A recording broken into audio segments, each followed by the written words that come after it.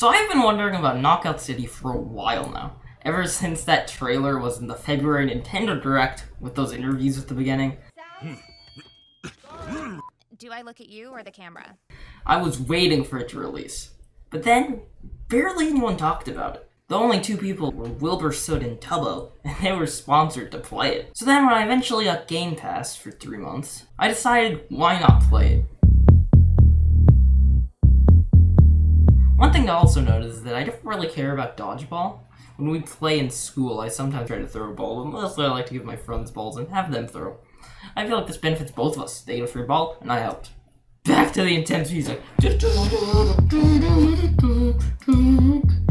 Now I'll be splitting this review into different parts.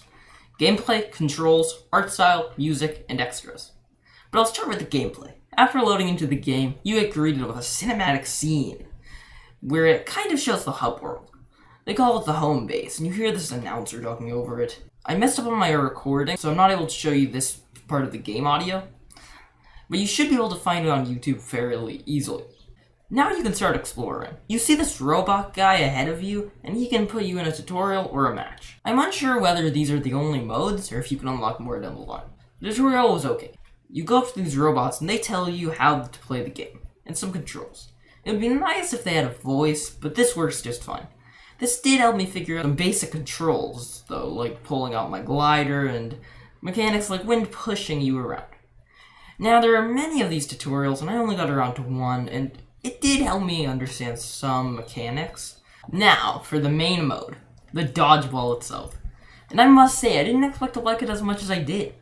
Even without winning a single match, I did have fun. Essentially, you're playing on a map, and you find these dodgeballs throughout it to throw at people, where everyone has 2 HP. If you throw a dodgeball at someone, it takes away 1 HP from them. If you hit someone a second time, they get KO'd. There are 2 teams of 3 players, and once one team gets to the total of 10 KOs, they win. There are also special balls on each map that do crazy things, like the moon ball, which changes the gravity. I do really like this mode, but I do have a couple complaints.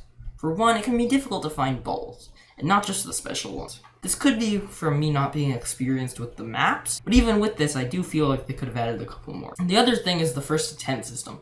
I feel like it works fine, but if your team is at 3 and the other team is at 8, it would be very hard to come back from it.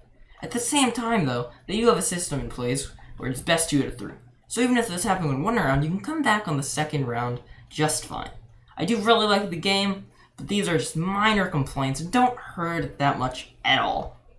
Now for the controls. In terms of the controls, it feels very natural. I am playing on Xbox, so I'm using this controller. And right when I started playing, I kind of just picked up on the controls. They're kind of exactly what I expected them to be in my head, which is really nice. Moving the camera feels very responsive, it's smooth, and the vibrations are nicely implemented. And that's all I really have to say. They're really good. Now for the art style. It's great. Everything is very futuristic and I love it. You can look down and see flying cars. There are robots everywhere. The maps also lean into the style, with this burger shop being my personal favorite so far. The textures are nice, and the backgrounds are fairly detailed, usually consisting of some buildings. Now for the music, where I'd normally show a multitude of tracks from the game. But, like I said, I messed up my output capture at the beginning. So I only have a little bit of music to show. Either way, take a listen.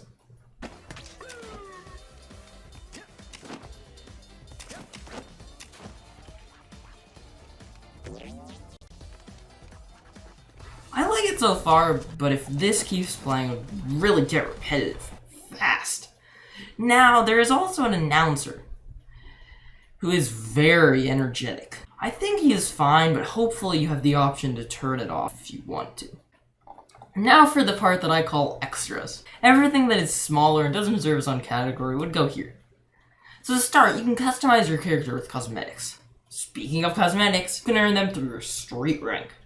This is equivalent to the battle pass, but it is free! Wait. Free? This is impossible!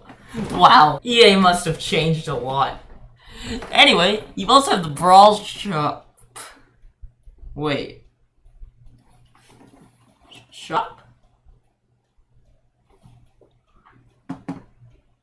Let me click on it and make sure it's free. Uh-oh. This isn't a good sign. But maybe it won't cost... EA at it again. Just made it. They're being nice this time. No, I should have known. Even though they do seem to be earnable, I'm assuming they are very hard to get. Anyway, for my final thoughts, I did have a lot of fun playing. I would say this is about an 8 out of 10, or a 4 out of 5. It is close to the best, but with the in-game purchases and a couple complaints, it bumped it down significantly. I would recommend it, but don't buy the cosmetics. What do you guys think? Let me know in the comments below. Anyway, thanks for watching, and I'll see you in the next one. Bye!